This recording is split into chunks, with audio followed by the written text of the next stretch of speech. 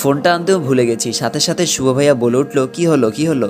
আমার আর বুঝতে বাকি রইল না যে আমি ওনার সাথেই ধাক্কা খেয়েছি।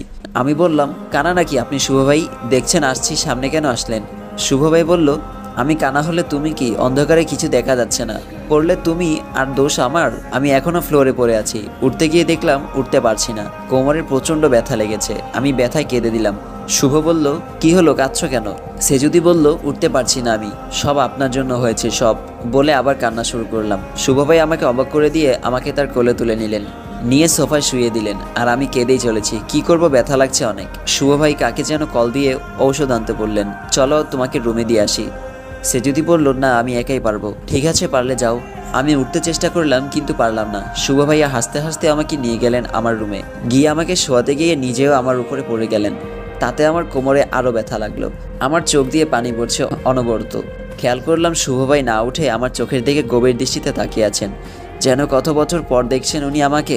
আমি যে ব্যথা পাচ্ছি সেদিকে কোনো খেয়ালই নেই ওনার, মনে হচ্ছে নিজের ভেতরে নেই উনি। হঠাৎ করে ওনার ঠোঁটজোড়া আমার কপালে ছুঁয়ে গেল, আর উনি মনের অজান্তেই বলে ফেললেন, খুব ভালোবাসি তোমাকে, খুব ভালোবাসি, সেই ছোটবেলা থেকে, বলে উনি আবার আমার কপালে চুমু দিতে গেলেন। সাথে সাথে আমি ওনার গালে সপাটে একটা চড় বসিয়ে দিলাম। চড় খেয়ে মনে হলো উনি নিজ জগতে ফিরলেন। আমি বুঝতে পারলাম উনি নিজের ভেতরে ছিলেন না। আসলে এই আধার আর এই আবহাওয়া তাকে যেন সত্যি বলার অনুপ্রেরণা দিয়েছে। কোমরে এত ব্যথা, কিছু বলার বা করার কোনো শক্তি নেই আমার, না হলে আজ আরও চড় দিতাম ওকে। চড় খাবার সাথে সাথে শুভ ভাই যেন খোর কেটে কিছুটা দূরে ছিটকে গেল নিজে থেকে। সে যদি বলল, শুভ ভাই আপনি নিজেকে এর পরেও একজন মানুষ বলে দাবি করবেন? আপনি ফাঁকা বাড়িতে একটা মেয়েকে একা পেয়েছি।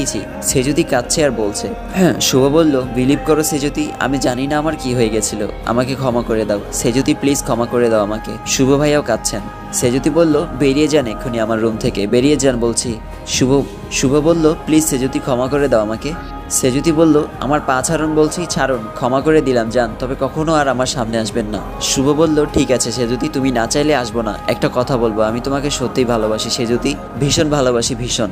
রোজ কলেজ যাওয়ার সময় আমি তোমাকে ফলো করতাম। আমি তোমাকে বিয়ে করতে চাই সে যদি, আমি তোমাকে বিয়ে করতে চাই সে যদি। সে যদি বলল, এই আপনার ভালোবাসার নমুনা, আমাকে একা পেয়ে? আপনি বেরিয়ে যান এক্ষুনি এখান থেকে, যান বলছি। শুভ ভাই মাথা নিচু করে বের হয়ে গেলেন আমার রুম থেকে, আর আমি জোরে জোরে কাঁদতে লাগলাম। রাফিনের ডায়েরিটা আমার বালিশের নিচে ছিল, সেটা বের করে জোরে জোরে কাঁদতে লাগলাম। আমি একটু অবাক হইনি। উনি যে আমাকে ভালোবাসে সেটা আমি আগে থেকে সন্দেহ করেছিলাম। কবি বলেছেন, মেয়েদের তৃতীয় নয়ন থাকে, কেউ তার প্রেমে পড়লে সেটা সে চট করে ধরে ফেলতে পারে। শুভ ভাই চলে গেল। দরজার দিকে তাকিয়ে দেখলাম বড় আপু দাঁড়িয়ে আছে। তাহলে কি আপু সব শুনে ফেললো? সে যদি বলল, আপু তুমি এখন এলে? আপু তুমি কখন এলে? ভয়ে ভয়ে বলছি। আপু বলল, সে যদি তোর সাথে কিছু কথা ছিল। সে যদি বলল, হ্যাঁ বলো আপু। আপু বলল, দেখ সে যদি, শুভ খুব ভালো একটা ছেলে, ও তোকে ভালোবাসে সেটা আমি আগে থেকেই জানতাম। আমি ওকে বলেছিলাম আজ আমরা কেউ বাসায় থাকবো না, ও যেন তোকে সবটা বলে। শুভর বাবা মাও চায় তোকে শুভর সাথে বিয়ে দিতে, এমনকি আমাদের বাবা মায়েরও সেটাই ইচ্ছে। সে যদি বলল, কিন্তু আপু বলল, দেখ তুই যথেষ্ট বুদ্ধিমতী মেয়ে, তাই যদি শুভর কোনো খারাপ দিক আমাকে দেখাতে পারিস তো আমি এই বিয়ে আটকাবো, কথা দিলাম। তবে আমার মনে হয় না তুই শুভর কোনো খারাপ দিক খুঁজে বের করতে পারবি, কারণ শুভ ভালো একটা জব করে, ও অনেক বড়লোক ফ্যামিলির ছেলে, ও ওর বাবা মায়ের একমাত্র ছেলে, ওকে আমরা ছোট থেকে দেখেছি, দেখতে শুনতে খুবই ভালো, আর সব থেকে বড় কথা ও তোকে ভালোবাসে। ভেবে দেখ তুই যদি রাজি থাকিস তবে বাবা মা আমার এঙ্গেজমেন্টের দিন তোর আর শুভর এঙ্গেজমেন্টও সেরে ফেলবে। আপু কথাগুলো বলে চলে গেল। আমি ওই দিন সারাটা রাত ঘুমাতে পারিনি এসব চিন্তায়। সকালে আমি উঠে ফ্রেশ হয়ে নিচে গিয়ে ব্রেকফাস্ট করতে যাচ্ছি, দেখি শুভ। ও আমাকে দেখে মাথা নিচু করে সেখান থেকে চলে গেল, একবারও তাকালো না আমার দিকে। আমি খাওয়া শুরু করলাম, ঠিক তখনই মা এসে পাশে বসলো। এসে আমার মাথায় হাত বুলাতে বুলাতে